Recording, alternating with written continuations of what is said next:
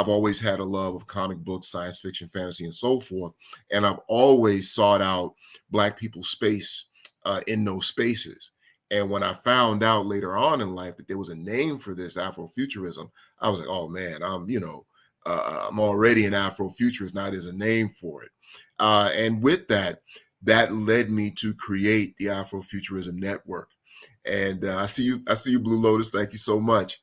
When I created the Afrofuturism Network, the idea was not only to get out the ideas of Afrofuturism, but also to bring attention to people like yourself that are putting in the work, that are doing good work to promote Afrofuturism and have this discussion about Black people in the future.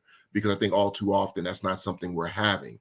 We talk a lot about the history, as well we should. We talk about the present, as well we should. But many times we leave out the future. And by the future, I'm not talking about, next year or even 2 years from now. I'm talking about 50, 100, 200, 250 years from now. Those time and spaces where we won't be here. Those are the conversations that I want to have. And the Afrofuturism Network really has been quite successful. Thanks for people that are listening and so forth. They really helped to make it a success. And as you mentioned, I've managed to write a book that talks about Black comic book characters. And with the Afrofuturism Network, we've held a comic book convention, which you were a part of, as well as we've done a virtual convention during COVID when we didn't have a choice, teamed up with Mr. Duke Productions to produce GrioCon. And hopefully we'll be able to bring that back to the people live. And also with Afrofuturism Network, I host talks. Once again, you've been out there in Washington, D.C.